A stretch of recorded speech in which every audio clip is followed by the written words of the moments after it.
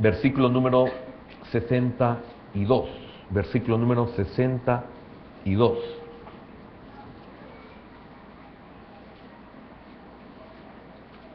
Dice así la palabra de nuestro Dios, libro de los Salmos, Salmo 119, versículo número 62. A medianoche me levanto para alabarte por tus justos juicios. Amén. Vamos a orar. Buen Dios y Padre eterno, en esta noche queremos pedirte que nos bendigas con tu palabra. Enséñanosla, Señor, la necesitamos conocer. Danos remas también, Señor, porque no queremos que solamente se quede en un conocimiento, sino que este conocimiento, Señor, crezca en nosotros, nos lleve a una madurez, y esta madurez nos dará la revelación, Señor. Señor, en el nombre de Jesús oramos para que tu pueblo podamos ser enseñados en esta noche. Reprendo, Señor, todos los estorbos, lo que nos limita, todo lo que es cansancio, sueño, fatiga o cualquier otro obstáculo. Señor, lo derribamos, lo apartamos en el nombre poderoso de Jesús y traemos cautivo todo pensamiento a la voluntad de Cristo Jesús. También queremos orar por nuestros hermanos y nuestras familias que están fuera del país. Bendícelos, por favor, en gran manera. Bendice a Carlos Antonio Quintanilla, a la familia Rodas, que siempre están pidiendo, Señor, que oremos por ellos. Queremos bendecirlos y a nuestros hermanos y familias que están fuera del país. Y bendecimos a aquellos que están con nosotros conectados en nuestro país, en el nombre poderoso de Jesús. Amén, Señor, y amén. Pueden sentarse, hermanos, por favor.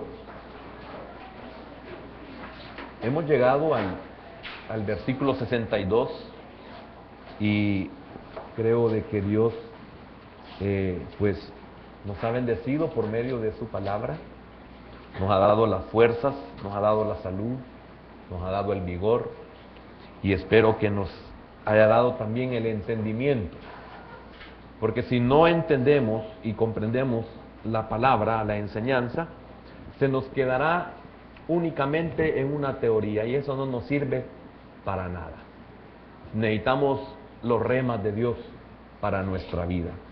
Hemos estado con muchos detalles estudiando la vida de este salmista, la vida del rey David, el hombre conforme al corazón de Dios, el hombre que en el último estudio hemos estado escudriñando en su vida, que él tomó como su porción al Señor. Explicábamos de muchas maneras lo que es poder tener todo en la vida a nuestra disposición, adquirir, etcétera, pero por sobre todo vimos lo que es tener al Señor como nuestra porción. Esto significa la máxima prioridad en nuestra vida. Se necesitan muchos elementos en nuestra vida para poder llegar a tomar esta decisión. Algunos tienen el privilegio de tenerla sin necesidad de llegar a ciertos momentos duros y difíciles de la vida. Aunque David, después de haber tomado al Señor como su porción, experimentó, como lo vamos a estudiar en esta noche, momentos muy difíciles en su vida. Por eso mencionaba en la oración de los que estaban siendo bendecidos por cumplir un año en la oración. Si nosotros podemos mirar hacia atrás, vamos a darnos cuenta de la bendición que es estar en el Señor, no importa lo que esté pasando en nuestra vida. No importa lo que estemos atravesando, no importa que todavía nos encontremos en circunstancias de las cuales nosotros somos responsables. Y aún nos encontraremos o nos encontramos en circunstancias que podrían considerarse injustas porque nosotros no somos responsables. Pero aún en esas, es una bendición poder haber escogido como la máxima prioridad al Señor en nuestra vida. Eso ha sido lo más trascendental. Ahora, nosotros no significa de que no podamos en determinados momentos cavilar, en determinados momentos menguar en nuestra fe, en nuestra confianza. Pero si nosotros un día, con nuestro pleno conocimiento, en nuestros 5 sentidos, que es un dicho, en nuestros 5 sentidos decidimos tomar al Señor como nuestra porción, aún en esos momentos en los que nosotros podamos cavilar, en esos momentos en los que nosotros podamos menguar, el Señor se encargará de recuperarnos y ponernos al nivel donde debemos de mantenernos. Es por gracia, ya no es por nuestras fuerzas, pero tuvimos que llegar a ese momento de poder decidir, de que el Señor sea la porción, de que el Señor sea la prioridad, lo mejor en nuestra vida, de la cual aquellos que lo hemos hecho hace mucho tiempo no nos hemos arrepentido. De veras, no nos hemos arrepentido. No importando lo que podamos ver en nuestra vida, no importando lo que podamos sentir en nuestra vida, no nos arrepentimos de haber escogido al Señor como lo más importante de nuestra vida. La decisión de haber aceptado al Señor ha sido lo mejor de nuestra vida. Ahora, esto nos ha llevado a poder tener un estilo de vida, a poder tener un modelo de vida, de lo cual no es nada fácil. Se necesita mucho. Hemos estado viendo que necesitamos ser tratados para que nosotros podamos entender. Y a esto es que el Señor permite el trato, porque el trato es el que nos hará a nosotros entender cuál es el propósito de Dios para nuestra vida. Cuando nosotros entendemos la necesidad que tenemos de este trato, es donde ya hemos adquirido un conocimiento, donde hemos crecido, donde hemos madurado y hemos llegado a entender, hemos llegado a comprender. O sea, se nos ha revelado que es necesario el trato, es que nosotros entendemos de que debemos de soportar y debemos de disfrutar o deleitarnos aún en los momentos difíciles, aunque esto parezca imposible para una persona natural, o sea, una persona no espiritual. Pero los que estamos en el Señor, los que estamos en el Señor, en esta vida espiritual, se aprende a poder deleitarnos en los momentos difíciles. El apóstol Pablo, en una manera parecida, externa, de que él aprendió a contentarse, no importando cómo fuera su vida. El Señor Jesús manifestó el haber aprendido obediencia y añade o aclara una obediencia que lo llevó hasta la muerte, y muerte de cruz. Mire qué trascendental es eso. Él aprendió obediencia. Necesitamos aprender a obedecer. Necesitamos aprender a aceptar cuál es la buena voluntad de Dios para nuestra vida. Necesitamos aprender a someternos a la voluntad de Dios.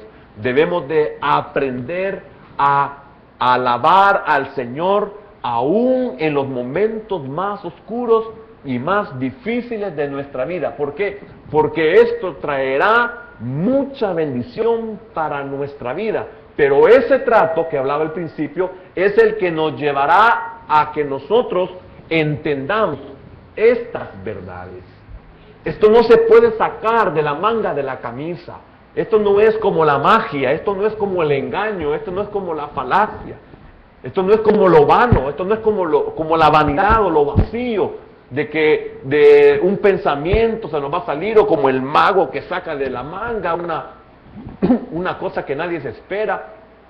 No, es necesario ser tratados, porque el trato nos hará que nosotros aprendamos cuál es el propósito de la vida.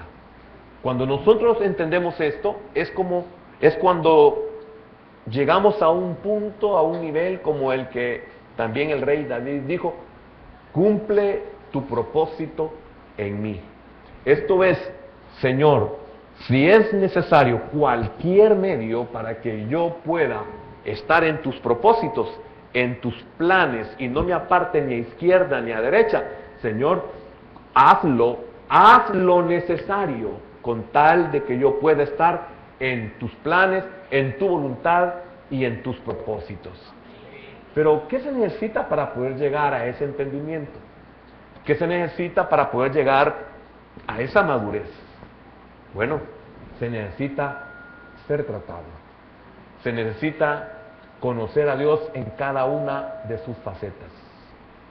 Recuerdo hace mucho tiempo, oí una persona totalmente ignorante de la Escritura, de la palabra de Dios, y juzgaba de que en los evangélicos, como que éramos politeístas, porque teníamos una gran cantidad de dioses, que unos dicen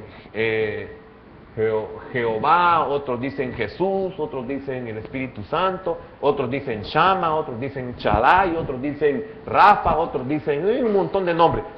Sencillamente no pueden comprender de que es un solo Dios, con diferentes nombres, pero cada nombre es como Él se daba a conocer a su pueblo. Entonces, cuando nosotros entendemos esta verdad, es que Dios se ha revelado en diferentes áreas de nuestra vida. Y esa revelación en diferentes áreas nos lleva a nosotros a poder depositar toda nuestra confianza en Él y decirle, cumple tu propósito en mí. Por medio de una enfermedad, te pude conocer que eres un Dios que sana. Por medio de mi escasez, pude conocerte que tú eres un Dios que se revela por medio de una provisión. Y así en una gran cantidad, como cuando se decía Jehová mi estandarte, Él el que pelea por nosotros en las batallas. Y así mencionaríamos al Señor como guerrero, al Señor como el capitán de las huestes celestiales, comandante en jefe, y así en muchas otras facetas de la vida que fueron necesarias, que nosotros tuviéramos que estar en necesidades, diferentes necesidades, y es por eso que llegamos a conocer al Señor de esa manera. Cuando ya entendemos esto, entonces le decimos al Señor, Señor, tú eres nuestra porción, tú eres mi porción. ¿Por qué? Porque cuando miro hacia todas aquellas situaciones en las cuales yo me encontraba y que el Señor me ayudó y me sacó de todas, entonces hoy puedo decirle al Señor, tú eres mi porción. Pero antes de todo eso, yo no podía decirle al Señor, Señor, yo quiero que tú seas mi porción. ¿Por qué? Porque era un niño en la fe, porque todavía era un flaco espiritualmente, porque todavía no tenía esa experiencia, no tenía ese conocimiento, y al no tener todo eso, no podía confiar totalmente en Dios, porque no le conocía. Pero cuando Él se manifestó en todo esto, sería demasiado insensato no decirle al Señor, tú eres mi porción. Aún cuando nosotros estamos conscientes de que no es Él el 100% nuestra porción. Aún así, y sabe una cosa, no importa el porcentaje de fe, no importa el porcentaje de confianza que usted y yo podamos tener al decirle al Señor, Señor, tú eres mi porción. Él lo acepta. ¿Por qué? Perdón. Porque el Señor cuando estaba aquí en la tierra enseñó esto. Si vuestra fe fuera al menos como al tamaño de una semilla de mostaza, dirías a este monte, trasládate, y el monte se trasladaría. Y así puso muchos ejemplos. Si tan poca fe tuvieras, si tan solo confiaras en una tan mínima porción, yo te ayudaría y yo te sacaría adelante. El Señor no espera el 100% de nuestra confianza en Él. ¿Por qué? Porque Él no se ha olvidado, como lo dijo también David, Él no se ha olvidado de que nosotros somos polvo. No se ha olvidado de que somos hombres caídos. Y Él se ha comprometido a llevarnos a una estatura del varón perfecto. Él sabe que no tenemos una estatura del varón perfecto en cuanto a lo humano, pero sí tenemos una estatura de varón perfecto por la fe que tenemos en Él. Eso es lo que nos hace aceptos delante de Dios, esa estatura del varón perfecto. Y aún más, dice, nos llevará a la plenitud de su Hijo, nuestro Señor Jesucristo. Entonces, ¿no cree usted que seríamos demasiado insensatos o demasiado ignorantes que no pudiéramos decirle al Señor, tú eres mi porción? Con eso le estamos diciendo, tú eres mi todo, Señor. Amén. Ahora, al decidir David por ser el Señor su porción, mire, ahora comienza otra situación en la vida de David. Y lo vemos en el 62. Dice, a medianoche. A medianoche. No solamente está hablando de una forma literal. Los momentos más duros y más difíciles de nuestra vida normalmente se dan a medianoche. Al final del día y el comienzo del otro.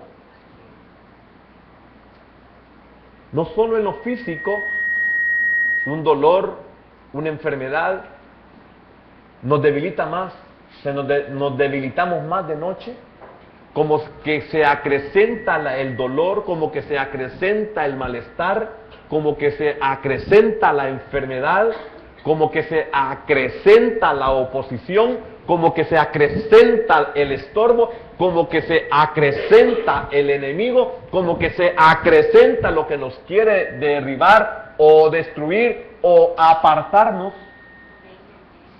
Y no en vano habla la Escritura del rocío de la noche avanzada, etcétera, de la oscuridad. No en vano lo presenta así, porque Él obra y hace toda su labor mientras el día dura, porque viene la noche, viene la situación difícil, viene la situación en la cual nosotros no tenemos control, y si no hemos trabajado de día, no vamos a ser auxiliados de noche. Es bien difícil comprender esta verdad, pero si nosotros no hemos confiado, ¿cómo le vamos a hacer frente a la adversidad que está representada en la medianoche? En la medianoche de nuestra vida. Porque ¿cuántos ya estamos prácticamente terminando nuestra vida? Si la vida es de 24 horas, ¿cuántos estaremos llegando a la medianoche? Al final de ella. Y la medianoche también representa la situación más dura y más difícil de nuestra vida. Es donde menos fuerzas tenemos, es donde menos capacidades tenemos, es donde prácticamente dependemos casi de todos y menos de nosotros. Entonces, a medianoche me levanto. A medianoche me levanto. ¿Qué hacemos nosotros en esos momentos duros y difíciles? Yo quiero iniciar con la lectura. A medianoche, oiga, a medianoche estamos hablando que la medianoche puede ser todo aquello difícil, todo aquello en lo cual nosotros nos encontramos impotentes, todo aquello en lo cual nosotros nos encontramos indefensos, todo aquello en lo cual nosotros somos dependientes absolutamente. ¿Qué hacemos nosotros en ese dolor? ¿Qué hacemos nosotros en esa derrota? ¿Qué hacemos nosotros en ese fracaso? ¿Qué hacemos nosotros en esa pérdida? ¿Qué hacemos nosotros en esa debilidad? ¿Qué hacemos nosotros en todo aquello que no quisiéramos en nuestra vida? David dijo, a medianoche me levanto para alabarte. Imagínese, a cantarte, a adorarte. Tremenda la palabra alabarte. Está hablando no solamente de una alabanza en sí, sino que está hablando de aquello en lo cual, hermano, por eso, tremendo cuando yo veo a la gente que de verdad se mete en esa presencia y puede levantar su mano o puede levantar sus manos. Está adorando al Señor en medio de la prueba, en medio de la dificultad, en medio de la necesidad, en medio de la prueba, en medio del trato, que probablemente hay momentos que no sabemos si es trato o es lo que nosotros sencillamente merecemos por nuestras locuras. Pero no importa. Levantamos. A medianoche me levanto, alzo, es alzar la mano. La palabra hebrea ahí es alzar la mano, me levanto para alabarte. Hermano, qué tremendo. Cuando usted levanta esa mano, esperando misericordia de Dios, tenga la seguridad que recibirá la misericordia de Dios. Qué tremendo es cuando usted levanta esa mano para poder reprender. Tenga la seguridad que va a ser reprendido todo aquello que usted alza su mano creyendo, confiando. Aún en la medianoche, aún en la dificultad, aún en la debilidad, aún, hermano, en la escasez, aún en la enfermedad, aún moribundo. Es que nunca jamás ha sido nuestras fuerzas. Nunca jamás ha sido nuestra mano. Sea león, sea oso, Jehová me lo entregaba, y así también me entregará a este gigante. Entonces David nunca dijo que mi onda, que mi brazo.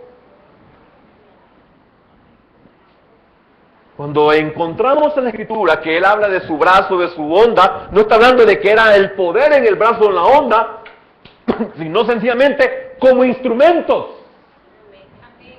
de Dios para manifestar su poder. Por eso David llegó a una confianza tal que él no le tenía miedo a nada ni a nadie, y no porque él fuera un loco o un insensato, sino sencillamente porque él sabía en quién había creído y había escogido al Señor como su porción. Eso es lo que hacía la diferencia en David. Disculpe que me esté viendo. Tengo el micrófono a la par de mi garganta.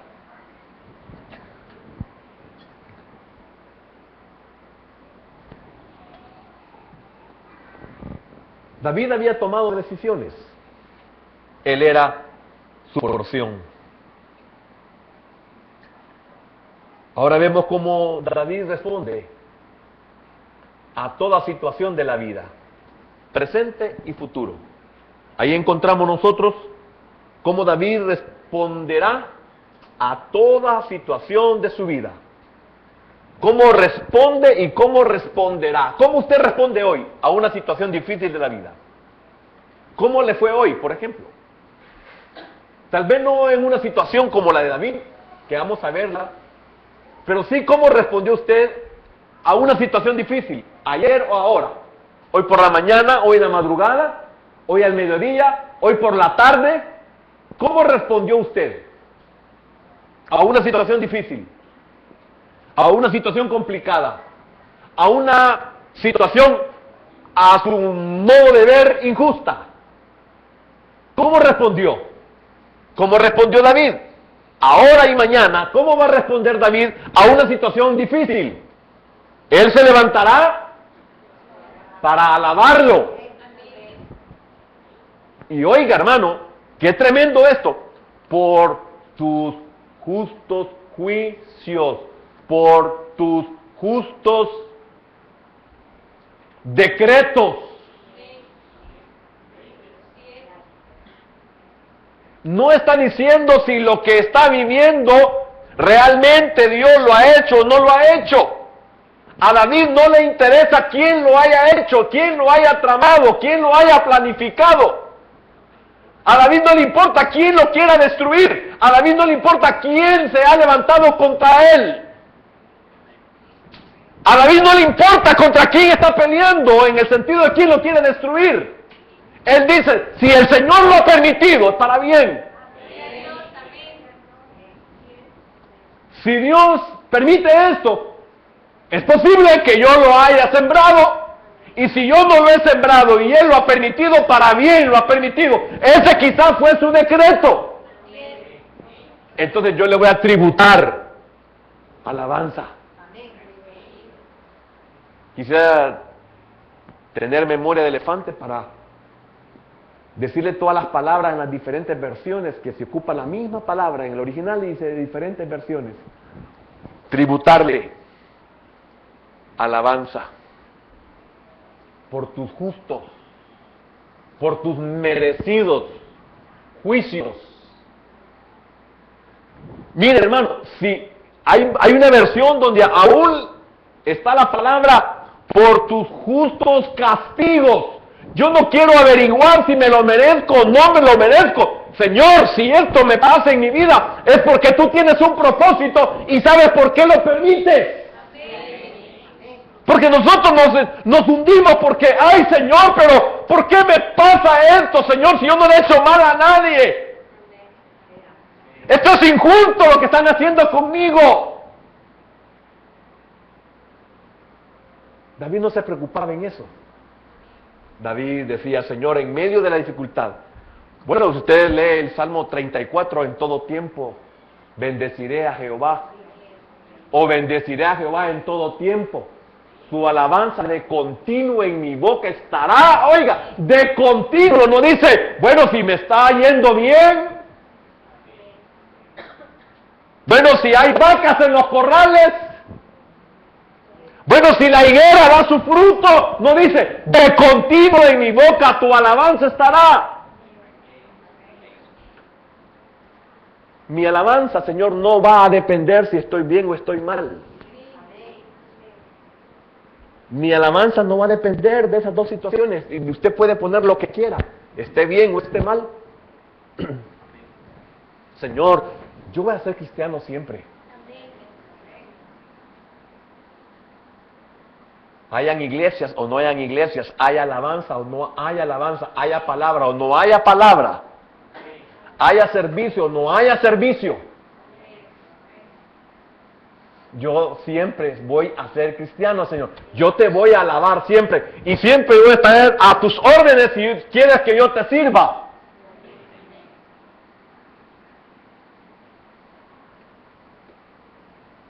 Por eso, qué bienaventurado aquel que le sirve al Señor sin ninguna remuneración, porque no tiene ningún estímulo.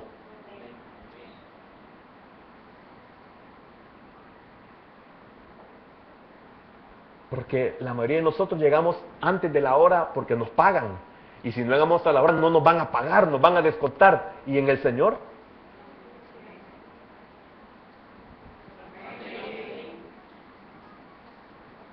Eso sí estamos bien. Y si estamos a medianoche,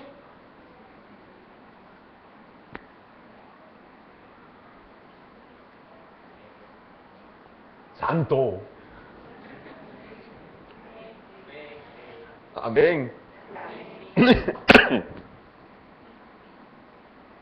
Es una expresión de admiración cuando nos brota el santo. Es un Dios mío. Aún a medianoche se levanta para ofrecer alabanzas y acciones de gracias a aquel que es su porción. David es un hombre que pasó muchas noches como prófugo. Primeramente lo vemos con el rey Saúl, con su rey. ¿Qué? Sí, con su rey. Pasó muchas noches como prófugo. ¿Y huyendo de quién? De su rey. ¿Y huyendo de quién? De su autoridad. ¿Y huyendo de quién? De su cabeza. ¿Y huyendo de quién? De su líder.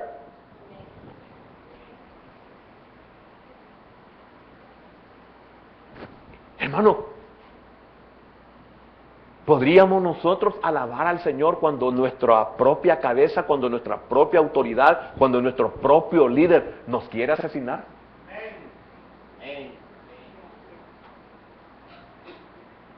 ¿No cree usted que es una suficiente razón como para renunciar a cualquier cosa? ¿David lo hizo? No lo hizo. ¿Sabe qué hizo él? Alabar al Señor. A medianoche. Me levanto para alabarte por tus justos juicios, por tus justos castigos. ¿Y por qué no duermo? Le voy a hablar de David. ¿Y por qué no duermo? Porque, ¿qué culpa tengo yo de que el Señor me haya escogido? ¿Qué culpa tengo yo que el Señor me eligió para derrotar al gigante y salvar al rey y a todo el pueblo? ¿Y qué culpa tengo yo de que el Señor me apoye, me respalde y me use para su honra y su gloria? ¿Y qué culpa tengo yo que todas las mujeres canten?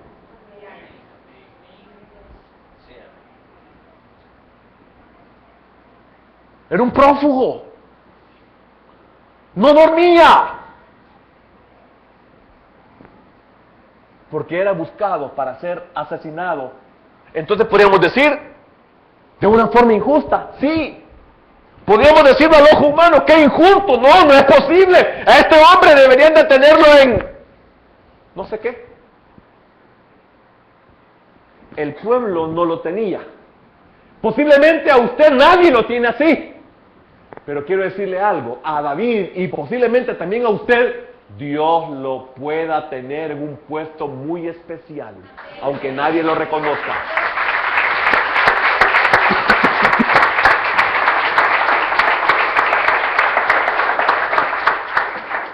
¿De qué te serviría, hermano? ¿De qué le serviría, hermano? De que todos lo apoyen, de que todos te apoyen, si el Señor no te apoya, si el Señor no le apoya.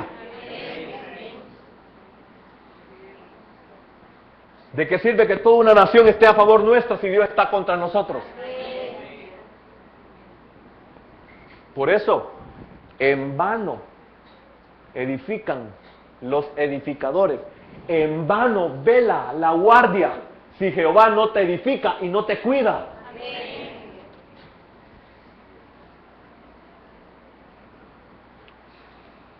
¿O acaso prácticamente no llegó a dormir el rey Saúl donde estaba David? ¿Y quién se lo llevó? ¿Ves, David, cómo soy contigo? Te puse al que te persigue. Puse en tus manos al que te quiere asesinar. ¿Y qué vas a hacer? Como tú eres mi porción, si él tiene que morir, tú lo vas a tener que matar, Señor.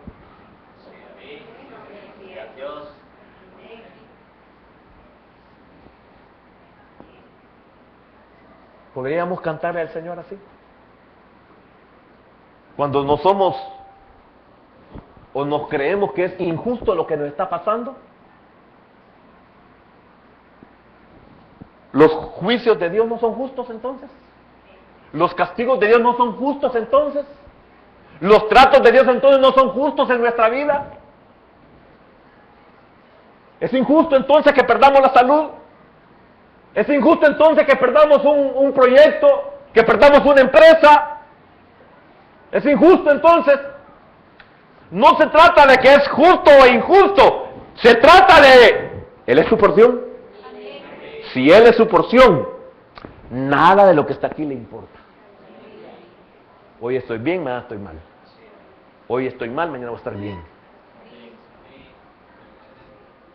Y eso lo vemos en toda la vida de David. Cuando fue sacado por Absalón. Cuando él va subiendo el monte de los olivos. Y lo maldicen. Y lo apedrean. Y él sube descalzo, el rey, descalzo. Ay, yo sé lo que es caminar sin zapatos. Qué cosa más espantosa, hermano. Descalzo el rey subiendo. Sí. Descalzo.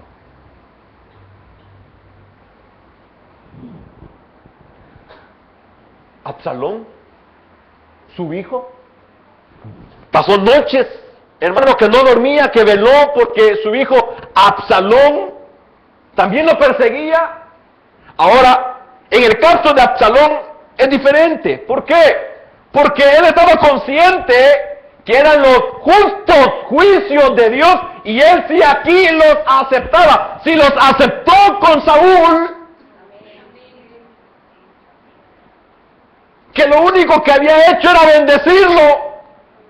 Lo único que había hecho era, aparte de salvarle la vida a él y a todo el pueblo, lo único que él había hecho era liberarlo por medio de la alabanza.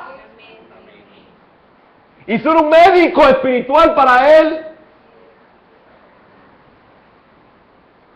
Alabó al Señor a medianoche, en esas noches de prófugo, en esas noches de desvelo, y que él sabía que era injusto por los celos, por la envidia, por la rivalidad, por todo lo que pasaba en el corazón de aquel rey.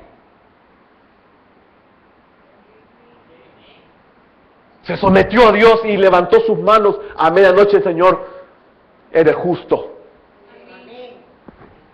No puedo decir nada porque el rey me sigue y me quiere matar. Yo sé que tus justos juicios, o tus juicios son justos. No voy a escudriñar, no voy a indagar, no voy a poner en tela de juicio, sino me someto. Le hablo de algo en lo que humanamente podríamos decir, qué injusto. Podríamos decir esta palabra que nosotros usamos aquí en El Salvador, qué bárbaro Saúl. ¡Qué ingrato Saúl!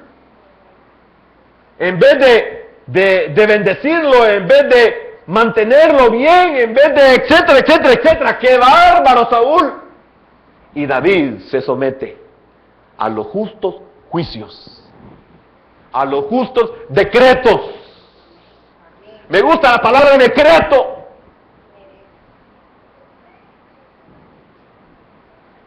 Que pase. Quítale, enférmalo, como a Job. Decretos. Pero Dios siempre tiene la última palabra.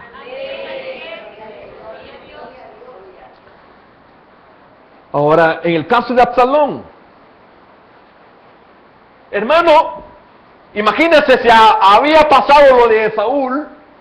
Ahora lo de Absalón, él sabía, hermano, porque él había cometido muchos errores, él había cometido muchos pecados, él había arruinado su propia familia.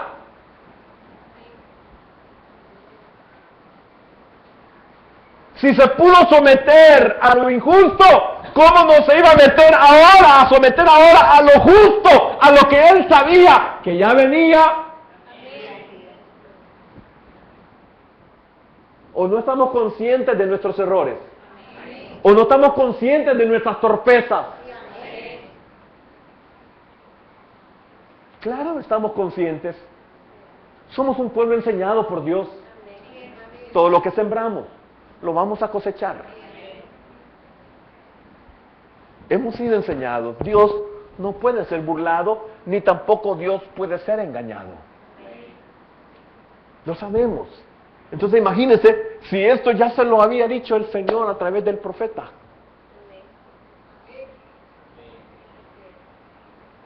¿Sabe qué pudo haber catado David? Señor, hasta demasiado te tardaste. Ya quería salir luego, Señor, de esto. Porque qué lindo es cuando ya se pagó la pena, ¿verdad? Qué rico se siente después que nos pegaban la penqueada por habernos ido a manguear. Ya volvíamos a tener todos los derechos de la casa de hablar fuertes y quiero ver los picapiedras. Después del castigo teníamos derecho a ver los picapiedras. Después del castigo teníamos derecho a comer y a pedir más si teníamos hambre y no nos habíamos llenado. Pero antes del castigo, hermano, qué horrible, ¿verdad?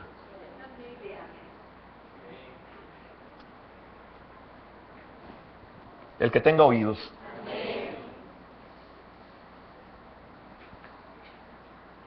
¿Usted sabe que los juicios de Dios son justos? Bienaventurado. Bienaventurado. Eso lo va a usted, como dije al principio, va a hacer que usted se deleite aún en las cosas difíciles. Señor, yo sé lo que estás permitiendo, yo sé por qué está pasando. Señor, pero yo sé también de que así como sembré berenjena, Se terminan las berenjenas. Vayamos al libro de los Hechos. Hechos capítulo 16. Aquí vemos un cumplimiento literal de esto que acabo de narrar en la vida de Pablo, el apóstol, y de Silas, su compañero. Habían sido azotados y encarcelados por predicar el evangelio en Filipos. 16. Quiero que veamos. En el 25 dice, pero a medianoche, oiga, ¿cómo dice? No, pero a medianoche, ¿y qué dice el versículo número 62? El que leímos. A medianoche. A medianoche me levanto. Ahora veamos. Hechos 16:25. Pero a medianoche, oiga, pero a medianoche, ¿puedes cantarle tú en medio de las lágrimas? ¿Puede usted cantarle en medio de la necesidad, en medio de la enfermedad, en medio de la mala noticia, en medio de lo injusto? ¿O no era injusto lo que habían hecho también con Pablo y Silas? Y no solo fueron metidos a la cárcel. Miren lo que dice el versículo 23, si no me equivoco. Oiga, después de haberles azotado mucho, oiga, después de haberles azotado mucho, ¿qué quiere decir mucho? Más de la cuenta. Significa casi matarlos. 40 menos 1. ¿Cuánto hemos sentido de que nos han azotado mucho? ¿Cuántos quisiéramos ya decir, ya basta? Ya no, ya estuvo. Hay muchas razones para decir ya no. O decirle al Señor, Señor, ya no aguanto. Señor, tienes que hacer algo. El Señor en vez de eso quiere que levantemos nuestras manos y decirle, Señor, justo eres. Eres bueno para siempre, Señor. Es tu misericordia. Y nos están cayendo los azotazos. Y las órdenes son, métanlo a lo más profundo. Ahí donde es más helado, donde es más húmedo, donde es más oscuro. No es solamente porque en el de más adentro. No, hay muchas razones por el más adentro. Usted porque no ha estado jamás quizás en un lugar así. Debe ser espantoso. Yo nunca he estado, ni quiero. Señor, por favor. Para que el diablo no agarre derechos.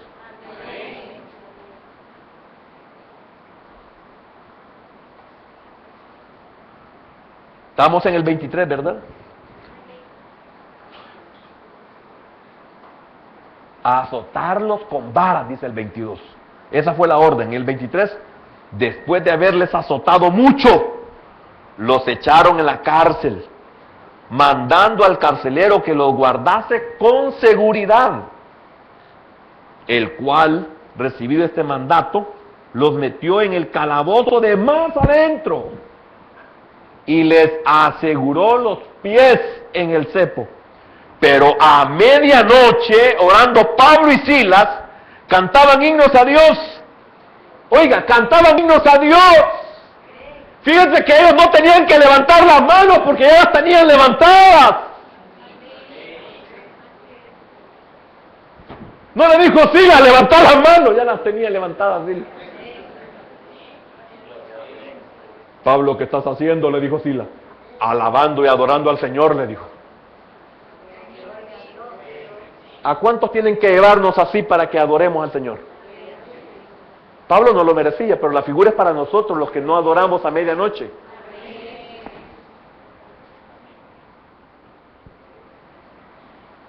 Y óigame, no era así nomás.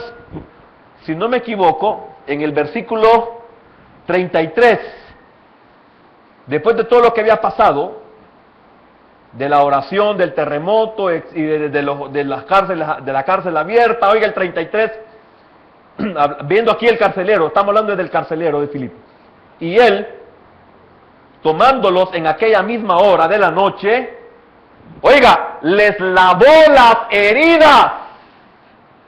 O sea que los azotes con vara habían perjudicado, habían dañado su cuerpo. Significa que tenían dolor, pasaron por un dolor, y aparte de eso, las heridas que le quedaron. Imagínense si esa parte era caliente, la de más adentro, y a la vez húmeda. Significa que sudaban. ¿Y qué se siente cuando usted se ha rasurado y se ha pegado un pequeño rasguño? Hablo de los hombres, las mujeres creo que no saben eso. Bueno, las piernas. ¿Qué pasa cuando usted se da una pequeña herida y suda? ¿Por qué cree usted que en la época caliente me dejo crecer la barba? Porque es horrible el ardor que se siente porque uno se daña la piel al rasurarse. Y estos hombres tenían su cuerpo, porque las maneras de dar los azotes era en las espaldas, en el pecho, en las piernas.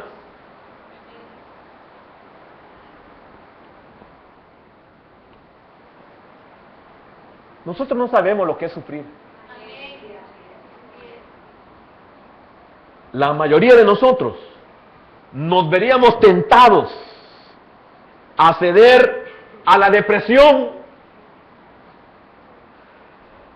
Eso nos pasaría a la mayoría de nosotros, tentados a ceder a la depresión, a ceder a la tristeza, a ceder a la angustia, a ceder a la soledad, a ceder a la miseria,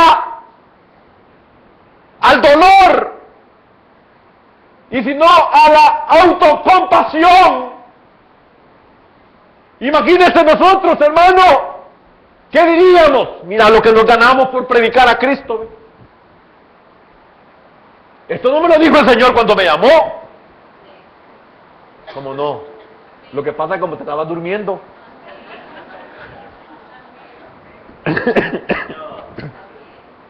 Santo.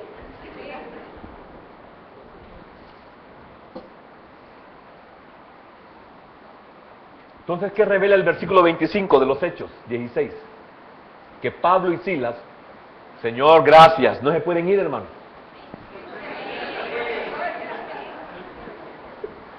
Que Pablo y Silas tenían un corazón parecido al corazón que David tenía. ¿Por qué? Porque también ellos habían escogido al Señor como su porción, porque la vida de ellos no llegó hasta ahí.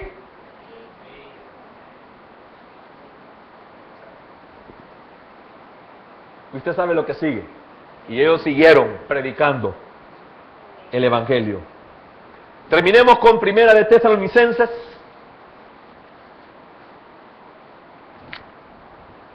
Primera de Tesalonicenses.